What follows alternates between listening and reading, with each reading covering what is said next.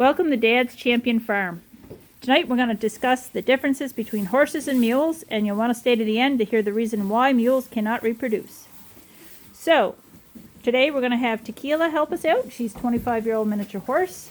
And we have Clover here, who is also her daughter, who's a mule, believe it or not.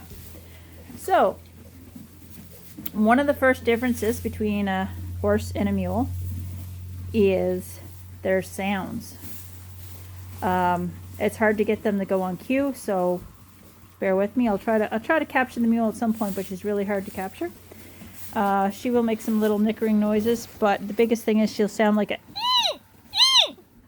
right, Clover? And then a horse, of course, sounds like right? Maybe I could lock you up and then see if you want some treats. You'd probably do that for me, wouldn't you? Yeah. So as you can see here, so number one was the sound. Number two is the looks. Hey, be nice to your mother. So as you can see here, the ears. Put those forward, will you? Hey, hey, hey, here, Clover. Clover, good girl. So you see the ears. So we'll start with the horse. Ears are shorter.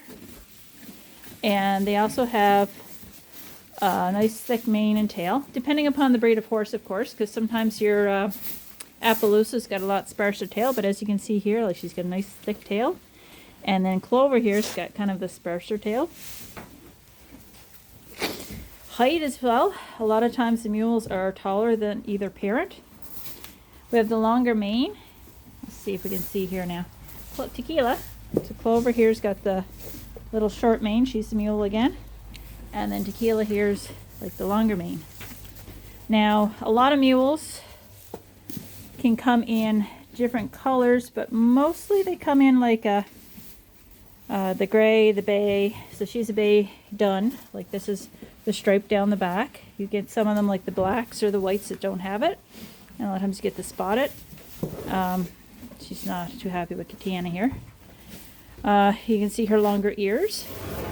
And she got longer legs. So again, the second difference is kind of the way they look.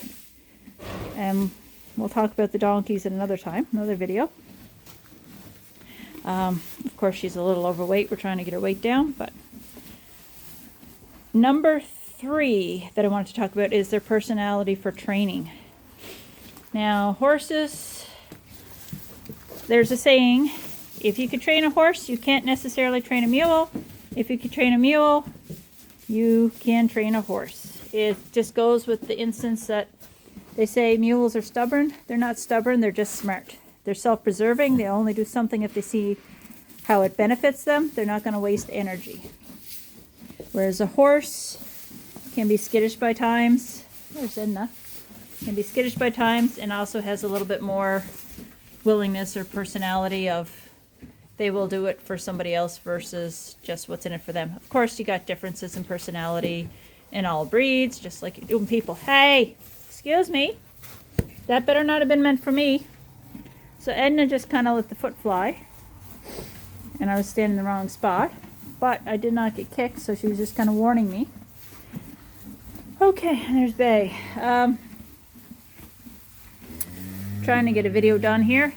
Okay, so personality was number 3. Number 4 reason, muscle fibers. So, mules are much like donkeys, and they have a different type muscle tissue fiber. They have what's called a slow twitch.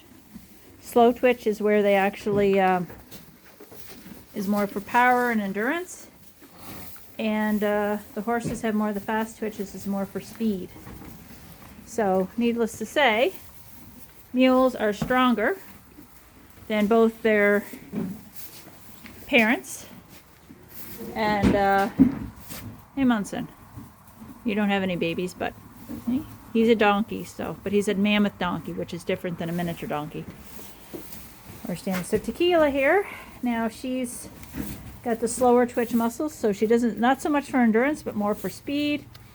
And the fifth difference, which I told you at the first, is going to be why mules cannot reproduce. Well, it has to do with the number of chromosomes. So horses, hey Munson, I know. Horses have 64 chromosomes, whereas donkeys have 62.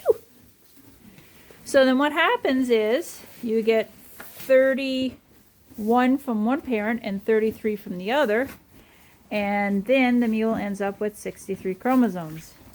So 63 chromosomes, they cannot split properly and therefore they cannot reproduce. However, there has been a couple of instances, I don't know if they're real or not, that there has been, I think, 3 or 4 worldwide where a mule has given birth and the offspring actually looked like the father. So if it was a horse, it looked like a horse. If it was a donkey, it looked like a donkey. So Clover's here telling Munson to get away, this is her food.